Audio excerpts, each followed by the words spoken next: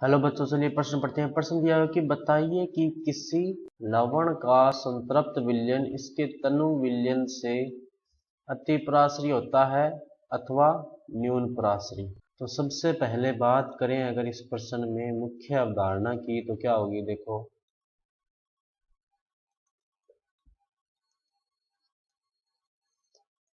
वो होगी संतृप्त व तनु विलयन का प्रासरण दाब।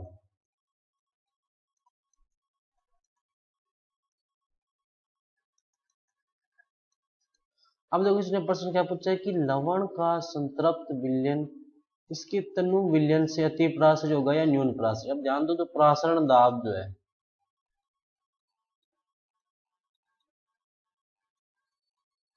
प्रासरण दाब यह एक अणुसंख्य गुणधर्म है। अणुसंख्य गुणधर्म है। कहने का मतलब जिसमें अणुओं की संख्या ज्यादा होगी उसका प्रासरण दाब भी क्या होगा, ज्यादा। तो अपन ये कह सकते हैं कि प्रासरण दाब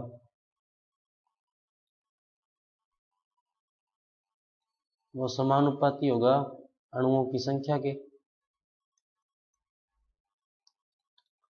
अणुओं की संख्या के समानुपाती होगा। अब ध्यान दो, जो संतृप्त विलयन है और दूसरा क्या है, इसके तनु विलयन, यानी जो भी संतृप्त विलयन है और दूसरा तनु विलयन है, तो संतृप्त विलयन में अणुओं की संख्या क्या होगी, ज्यादा। तो संतृप्त विलयन में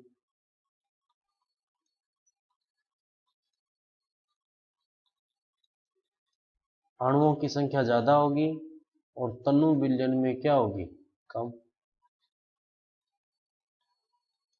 तनु विलयन में अणुओं की संख्या क्या होगी, कम होगी। अब संतृप्त विलयन में अणुओं की संख्या ज्यादा है, तो यहाँ पे प्रासरण दाब भी क्या होगा, प्रासरण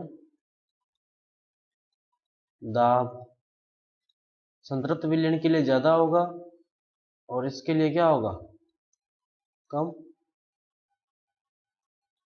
तो अपन ये कह सकते हैं कि संतृप्त विलयन,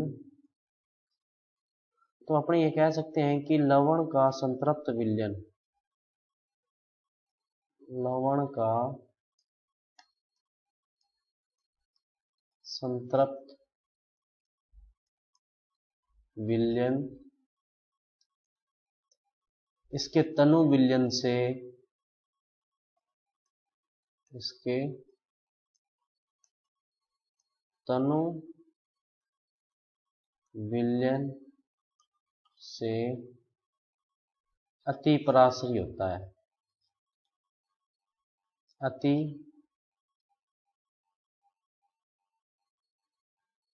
पराश्री होता है। तो लवण का संतृप्त विलयन जो है उसके तनु विलयन से क्या होता है, अति पराश्री, यानी कि इसका प्रासरण दाब ज्यादा होगा, तनु विलयन का प्रासरण दाब कम होगा, क्योंकि तनु विलयन में अणुओं की जो संख्या है, आयन हो या संगुणित हो या जैसे भी हो, उनकी संख्या क्या होगी, कम होगी। तो प्रासरण दाब भी क्या हो जाएगा, कम। तो बच्चों ये था आपका उत्तर। मैं आशा करता हूँ आपको समझ में आया होगा। धन्यवाद।